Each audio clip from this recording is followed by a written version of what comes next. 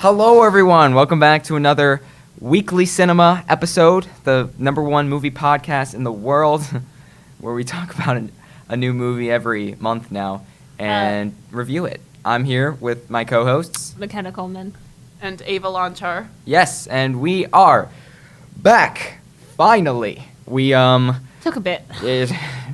A little bit of an understatement, but yeah, it's been a while. Yeah, it's nice to talk face to face again. It is. It really is. How have you guys been? What? Keep going. What you want us to talk about how we've been? Yes. How have you been? Oh, I thought you were asking the viewers. I was gonna say they've all grown. They've all grown so big, as you can see. How have you guys been? No. How have my co-hosts been? Well, I mean, I didn't do much over the past break we've had. Between, what was the last video we did? La La Land. Between the La La Land video and this one, I don't know how long it's been, but I've been pretty much doing nothing. I've had no motivation to do anything. That's real. Unfortunately. Hopefully I'll get some, but next month my birthday's coming up, so that's pretty exciting. Yeah. Yeah! We should celebrate birthdays on this podcast. We should, yeah. We should. Starting now. All right, starting right now. Official. I declare that. All right. How about you, McKenna? I've been good. Just like I'm busy. I mean, over the past few breaks, plural, that we've had, because we had Thanksgiving break, Christmas break, and then this mini break because we got 2 snow days. Because it is freezing cold outside, like a freezer. -3 degrees, guys. Oh yeah. Well, how have you been, Gabe? I have been fantastic. I have been busy, very busy, and a busy mind is a happy mind, right? I guess. Sure. Yeah, Sure. that is the most untrue statement I've ever said. All right. That's a way to put it. Yeah. Huh. Okay. Today we are back with our movie schedule and stuff. We're gonna do, again, the show works. We'll do a movie, then bonus episode, then movie, then bonus episode. You know the gist. McKenna, what movie are we watching today? We watched this movie last year. Yeah. So we're getting to it just now. This movie is called Almost Famous. It was released in the year 2000. It is R-rated. It is about 2 hours and 2 minutes. And, yeah. Basically. Yeah. That's all we have to say. So, the quick synopsis IMDb gives me for this movie. A high school boy in the early 1970s is given the chance to write a story for Rolling Stone magazine about an upcoming rock band as he accompanies them on their concert tour. The director is Cameron Crowe, by the way. I forgot to say that. Oh, yes. Yes, what else did Cameron Crowe make? Vanilla Sky, We Bought a Zoo. Okay, so this is the only relevant movie he's made. I'm just kidding. This is definitely one of the most known movies he's made, but he's made a lot of, Tom Cruise movies. Hello. He has made 2 movies with Tom Cruise as the main actors, and that's kind of funny. But this is Almost Famous is the only one I really know from him. And We Bought a Zoo, but we don't talk about that. Yeah. Okay. So yeah, Almost Famous. This came out in 2000, rated R, comedy adventure. And it came out, I was about to say, it came out September 13th, 2000. I was a little worried there, but no, that was a year later. Never mind. What do you mean, Gabe? What are you talking about? We're not going to get into that. We're not going to. Okay, yeah. All right. Okay. All right, anyways. Almost Famous. Wow, this is going great already, huh? Very organized. Yeah. Best podcast. By the way, before they forget, there will be spoilers in this video. That's right. Always forget. There will be spoilers in this video. So if you haven't already watched the movie, we highly recommend watching it. So go check it out for yourself and then come back to this video, please. Yes, please. Okay, thank you, Ava. Yeah, no, I need to get a tattoo on my head or something that says spoiler warning. You could just lift up your bangs. Yeah. I'll hide it behind my bangs. Hey guys, I need to tell you something. Hey guys. Remember? I All mean, right. you're already purple, so. Oh yeah, dude, I am. I'm freaking purple for some reason. No, I am the purple of the purples. I don't know. Purple? I am purple. Of what? I am purple guy. I think that means I mean, I'm not a doctor, but I feel it's unsafe. I think it either means you have a bad skin condition or you're gonna like suffocate in 2 I have minutes. 2 days left to live, and I'm spending it doing this podcast. So, okay. Your two best friends, am I My right, two Gabe? bestest friends in the world. All right, Almost Famous. Let's give our quick reviews. McKenna, you go first since you were the one who suggested this movie. So, for this movie, this was the second time I have watched it.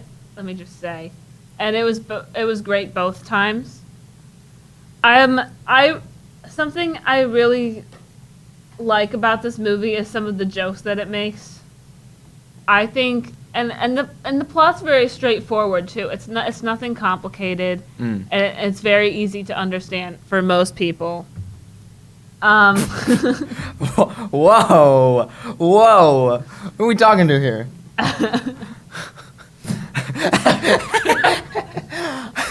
Get out! But overall, this movie, I think, is up there.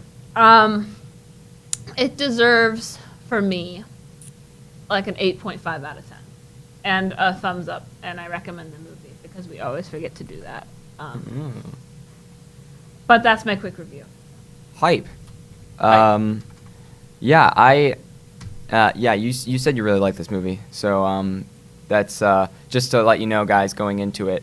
The context of this is that McKenna saw this movie before, has seen this movie, and she really liked it, and she brought it up to us, and we all watched it together, as that rarely happens on this podcast, but not anymore. And we are now reviewing it, as me and Ava haven't ever seen it until that very moment. So now we're here. So. It is the same situation as La La Land, basically. It is. Yeah, but roles reversed. All right, Ava. Me? All right. I never give quick reviews, but I'm gonna try to give one this time. It's okay. Because unfortunately, I don't have much to say. So this movie, I'd never seen it before. I think when you mentioned it, that's the only time I'd ever heard of the movie. Otherwise, I'd never heard of it before. And I watched it. So when it comes to movies like this, I am so used to my mind working like a child's and having things explained for me. So things did not get explained to me as smoothly as I thought they would, and I didn't understand why characters did certain things because I didn't understand their motivations for some reason. But I feel like that's mean to say, but That's okay. there was a lot of good moments. I did like it. I didn't laugh as much as they did at the movie. I like chuckled at maybe like one part, but otherwise I didn't really laugh at anything, unfortunately. But like it was made really well, and I do like the context of like the kid wanting to become a big journalist, and helping the band also reach greater heights as well, if that's how you want to say it. Yeah, I don't really have much else to say. It's just if I had to give like it points out of 10, I'm not going to explain what I'm taking points off for. I'm just going to say that I'd probably give it like 6.5 out of 10, just because it didn't keep me as engaged as like other movies have, is all. Okay, I'm done. That's fair. No, that's absolutely fair. So, okay, quick review of the quick review. Your rating out of 10, McKenna? It's 8.5. 8.5. Ava? Okay, I'm going to make it a 7, because I feel like making it a 6.5 is kind of mean. It really wasn't that bad of a movie. I'm going to make it like a 7. That's okay. All right. All right, my turn. Almost Famous. I really enjoyed this movie. It was a fun watch. I like movies. Yeah, Ava was right about this. It doesn't. I guess we. I don't know. It's hard to explain. Like it's definitely not a straightforward movie. It is a little bit, ambiguous at times, and it really just lets you kind of like feel the movie instead of like understanding it. It is a very go with the flow type of film, and it's fun. It's a fun watch, that's for sure. I really enjoyed it.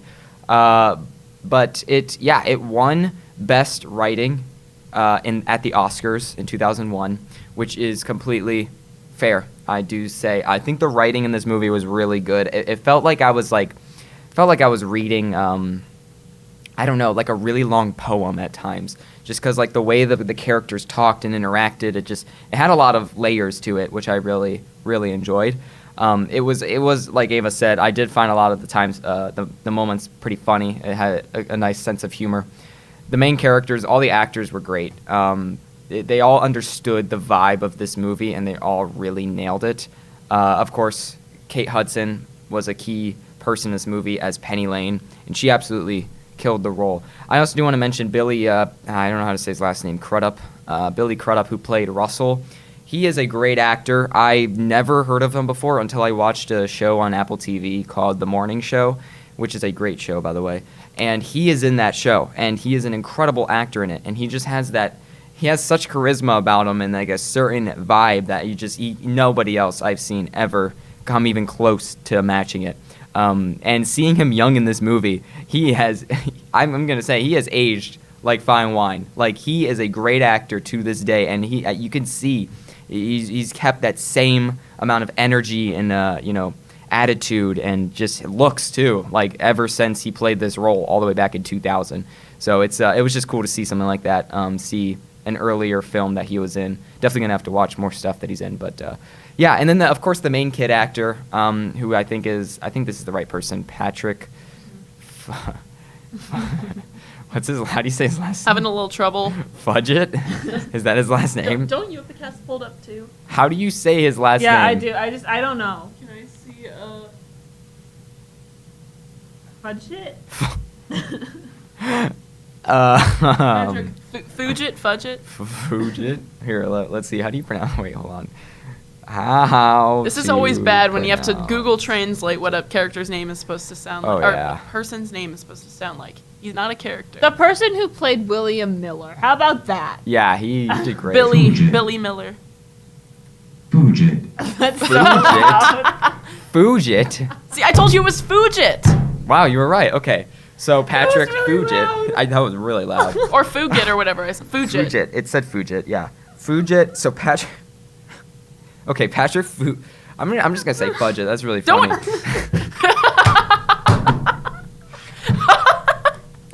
Okay, Patrick, my good pal Patrick. He did super great.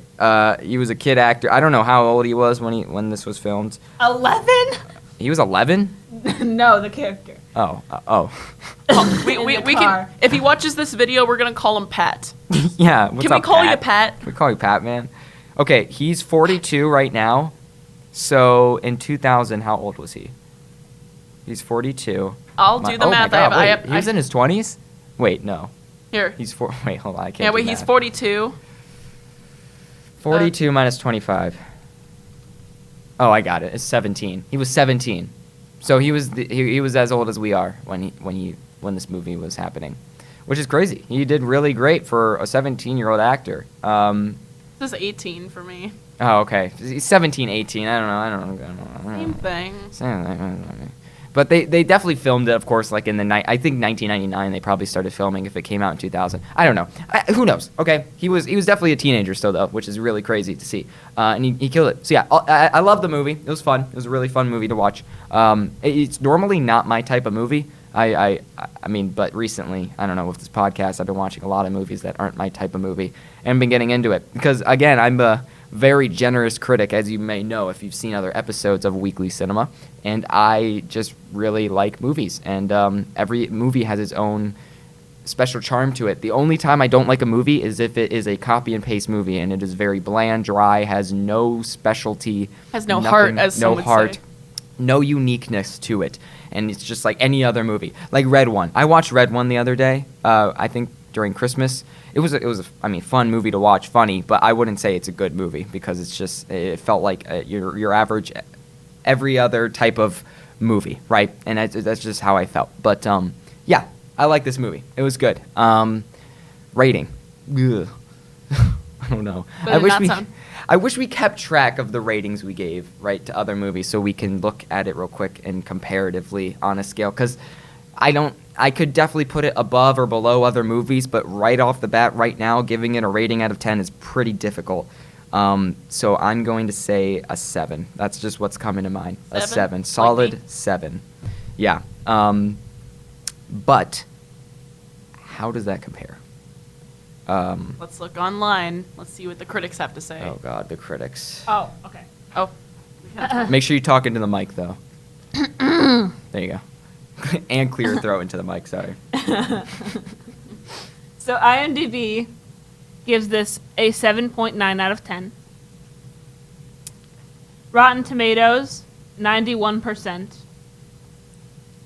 Letterboxd, 4.1 out of 5. All right. Yeah, this seems And, like... wait. And 86% like this movie on Google users. Oh, thank you, Forgot Google about that. users. This seems like a type of movie that would definitely have a selective following. Like it definitely feels like a cult classic at times, and it's definitely not your everyday, average movie. Just stuff again, just kind of a vibe. I'd like to say. So Letterboxd is a very. If you guys don't know what Letterboxd is, we might have to do an episode on Letterboxd like we did Criterion. But Letterboxd is something I've used once or twice. I stopped using it recently though, and is a very popular app to rate movies. For a lot of like just people who are interested in film. So a lot of like it's kind of like for the younger generation of film lovers and like college film students and stuff like that. They seem to use Letterboxd a lot. And 4.1 out of 5 might not seem like a lot, but people on Letterboxd are really harsh reviewers. Like critics on Letterboxd, like they're not official critics. These are all just people. Letterboxd is a community-based platform. And people on there are very, very critical, as I've came to see. So this movie having a 4.1 out of 5 shows you that it's a very popular movie amongst like people who just like really appreciate the art of film rather than people who just like to watch movies, right? Which we've again defined in the Criterion Collection episode, which I highly recommend checking out if you haven't. That there is a fine line between that, and I guess this is a great example for that, right? This isn't something that I think your everyday average moviegoer would like. But of course, again, this is an early 2000s, late 90s movie, so, that has its own genre of... that has that own group of people who enjoy those types of movies. And they have a very different structure and vibe than more modern, contemporary pieces, but still, the fact remains. It definitely has a very unique charm to it, which I can appreciate. But, now that we talked about that, okay, so again, we watched this movie last year now.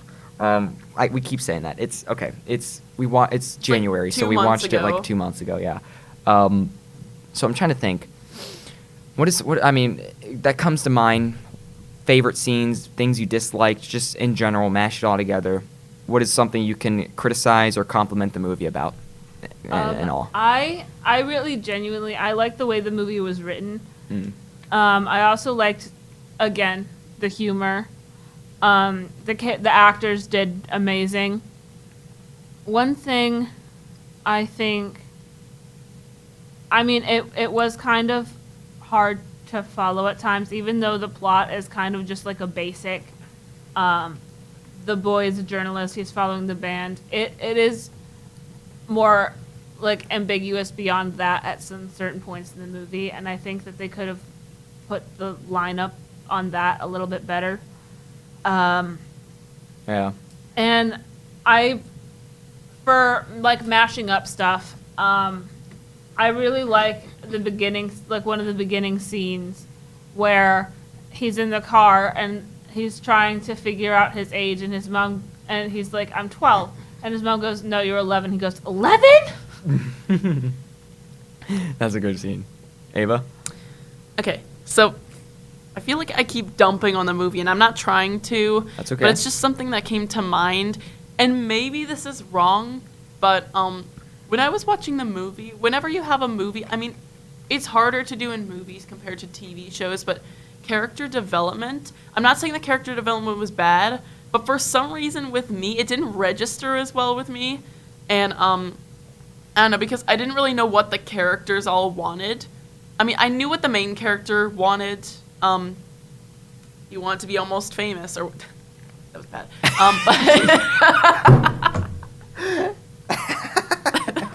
Why did that get such a laugh out of you? Dude, that's great. Go, keep going. And when you're having character development, when I'm watching a movie, I want to like care about the characters, and because I don't know, if it's just a way the movie did it, or if I was just being stupid and I wasn't paying attention, but I did not know what the characters wanted, except for like the main one, as I said. And it didn't make me want to care about the characters or like root for them or like one of them to lose. They were just kind of all morally gray characters, which I guess it was fine in a sense. Like no, Right. I don't think there was any character that was like, this was the good character except for the main character, and these were the bad characters. Like there was no like very bad character. Yeah, right. No, like other than like, I guess like the mother was the main person who was like against everything, but even she like. Like we can understand. Yeah, but I think that's a good thing to bring up though, because like it's both a a thing that may be hard to follow, but it's also something to compliment about the movie, that it doesn't follow a generic story structure, right? It doesn't have like like that the thing we learned about in language arts classes, where it has like a slope. The rising action or yeah, whatever. Exactly. It doesn't really follow a storyline like that with like the characters or stuff like that. And that's why I said it's a movie you really just have to feel and go with the flow, rather than like something you read into or like understand. You know what I mean? Yeah. And I agree with that. I fully agree with your claims. I can if- understand that. And if one thing I will say about the movie is I do like the way it flows. It's very realistic in a way. Yeah. And I like that it doesn't have a structure like a lot of other movies do. Like that's very different, and I do like that. That's true. That's why I didn't give it a very bad rating, because I do like how it's done in a way that it doesn't have a structure, and that all the characters are kind of morally gray, because there's no good and no bad character in the movie, which Yeah. I do like. It's different. I personally, I really like the movie, how it's just like a really it's a I don't know. Let me think about it. It takes on life like it's like just like a fantasy in a way, right? It's realistic, but there are moments of like immersion that break, and there's moments of it that are just like, this would never happen in real life, right? But it's a movie that's like, let me try to think of an example. I really liked the main concept of it's like the kid who's very interested in journalism and stuff, and he ends up like touring with the band and like becoming really involved in it, going on all these adventures and stuff. And it's that fun, aspect of it is something that I really, really enjoy. Like as somebody who's like interested in, I don't know, like, let's say if I like doing like documentaries and stuff, right? And I'm like, okay, I would love to follow a band around as like the age I am now, go all over the world, tour with them and like film and stuff, right? It's just a movie that's fun to watch in that way, where you're like, it's, like movies are supposed to be. You're looking into a reality that you wish you could explore in a way. I do have an interesting question to ask both of you. If some band, like, I know it's not how it was back then, it's probably somewhat the same, but it's not the same as it was back in the 70s. Uh-huh. But if some, like, big band, whatever it is, a rock band most likely, specifically a rock band, I'll go with specifically a rock band. If this rock band asked you, hey, you want to go on tour with us around the world at the age of 16, do you think how do you think your moms would react? Because the mom in this movie is like, no, don't do drugs. Just be very careful. Call me every single day. Like, how would your moms react, do you think? Because I know you don't know. Sometimes we just don't know our parents. We don't know how they'll react. I'm just Not interested. as dramatic as that, I'll tell you. Not as dramatic as that. It would be a big opportunity. I don't really know. My parents are mostly very supportive of whatever I want to do. So I'd say if it was a one-time opportunity, then maybe they'd say yes, depending on the circumstances. That's fair. Yeah. And just like arrangements and how everything is done. But my parents are very supportive of like things I do and stuff. Yeah, I think my parents would be, realistically speaking, I think they'd be chill about it. There'd just be a lot of stuff that I would have to be precautionate about, and there's a lot of stuff they would probably make me do. But I think one of the main things that might hold it back, that I think, if I was being realistic, wouldn't actually, like, I wouldn't be able to do something like this at my age, is the fact, like, remember how she kept reminding him to come back before graduation, and so, like, he could graduate. That's where my parents would draw the line, I think, because, like, they would not let me miss graduation or actually finishing school for the world, right? Like that is where, you know, you can't. It's like, okay, if you didn't have school, you could do this, right? I think that would be their main argument point for sure. That's interesting. Yeah. My probably very similar to both your parents. Like, they're not very strict with how, like, if I was going by myself, then they definitely have to set down some ground rules and stuff. My mom would definitely be the person that says, oh, they'd both be the people that say don't take drugs. That's obviously not good. Yeah. Again, it's not like it was back in the 70s. I hope not. Maybe it is. I'm not sure. I've never been around that type of environment, but it would certainly be cool. Yeah, and it would be interesting because I don't know. Well, I don't know. considering that our parents were born in the 70s, I doubt it.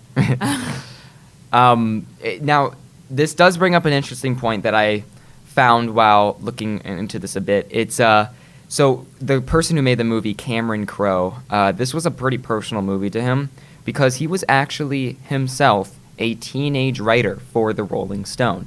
So he actually based a lot of like the whole idea of this off of his own life. And that really inspired him to make this movie, which is interesting because it's like you always think about movies. You're like, why do they want to tell this story? How did they even think of something like this? Because while watching this movie, I'm like, that's such an interesting and random and specific concept to make, right? In the 1970s, you go on tour, like this kid goes on tour with a band because he's interested in being a journalist, right? Like for the Rolling Stone. I always found, you know, stuff like that interesting, and it's cool to see that it's because he was himself someone who did this exact same thing. Of course, not to this extent, though. But it's pretty interesting. It's pretty cool. And basing off what you said, Mm-hmm. with how people like write stuff about like kind of based off their own life, Mhm. I'm gonna bring this up. Okay. It's there. They mentioned that in the movie Tick Tick Boom. Oh, yes. Yes, Uh-huh. we were talking about that We earlier were. today. Because Jonathan Larson, is Yeah. that his name? Mhm. Who wrote the musical Rent, one of my favorite musicals. And it was kind of based off his own life, some aspects of it, of how he wanted to make it big, but he just wasn't making it big. And someone in the movie tells him, like, after all, like, just go off of what I say, and they're like, try writing about, like, something you know instead of coming up with something in your head. Try to write about what you know or what you experienced in your own life. And it seems that's kind of true with how people write stuff based on their own lives, and they end up becoming almost famous. I've got to stop doing that. I see the opportunity.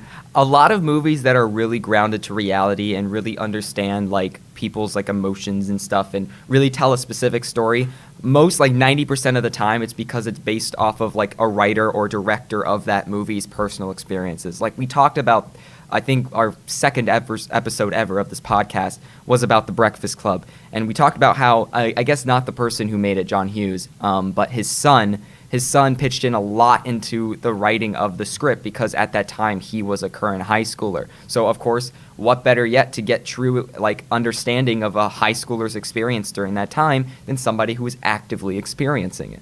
And so it's always cool to see, right? You know, I really encourage more people who are interested in writing to write about something you know, just like you said. And the best part is like if you are writing based off your own experience, you know, like for example, you know what that time period was like, you know what it looked like, you know what people did and how they acted, which is why I think those movies like about high school and stuff are better than movies today about high school because they're like adults. I'm not saying they're bad movies, but there are adults who will write movies for like where kids are in high school, and it just seems kind of like they don't know how kids in high school are actually like. Right. Yeah. So like sometimes it's just better if like you have your own experience and you know how things work in that certain time period or just whatever you experienced. I think Yeah. that like movies like that are based off true events are also just like so interesting in a way because the writer actually knows what they're talking about. Right. Yeah. And obviously, if it's a close event that they like have been through themselves or closely related to the event they've been through themselves, it just impacts the writing even more. And even if you don't know what to write about, that's a start. Exactly. Yeah. It just I in mean- general just feels more natural. It just comes across more natural and genuine. And it's really it's a great way to write. It's just based off basing it off as something that you are familiar with, Yeah. like we are with our movie. With our movie. Sure. That's our- how we're Paradox gonna was become written almost off of a- famous. Paradox was definitely based on true events, guys. Oh no, not that. Okay, yeah, Yeah, Paradox. Gabe- Yeah, we're talking about Gabe- Paradox here. Gabe yeah. did go back in time to like try and stop him. I don't. Yeah, that time in stop himself. 1998, you know, back my buddy Eric and I, you know, we Okay. Do we have anything else to say, or we want to move on to trivia?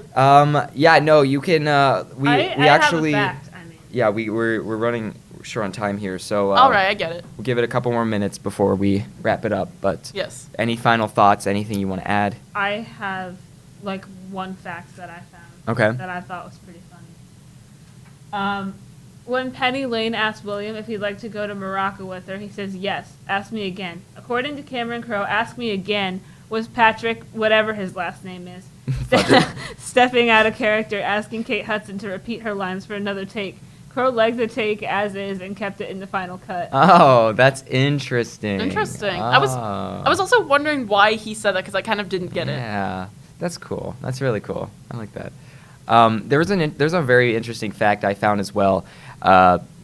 Stumbled upon it while looking at the page, but apparently Brad Pitt was supposed to be in this movie, Really? and he dropped out because he officially declared this. He said that he was uncomfortable with the age difference between Russell and Penny Lane.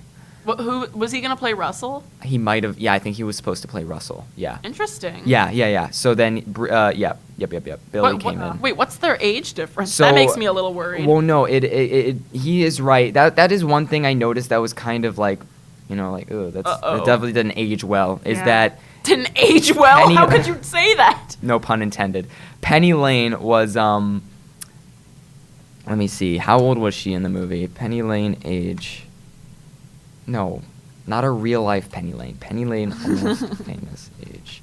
Because they didn't mention that, right? It doesn't explicitly state her age, but apparently it's like implied she's like 16 or something, and Russell is like an adult. Was she the one that kept changing her age every time he said like, Yeah. "Oh, I'm Yeah. 15"? She's like, "Me too." Yeah. And then Yeah. So she it's was just the to be one. ambiguous, yeah. Yeah, it was the quote's on here. Let me find it. Yeah. And how old is Russell? Like 30. He seems pretty young. He's like late. I'd say late 20s Yeah. if I had to look at him.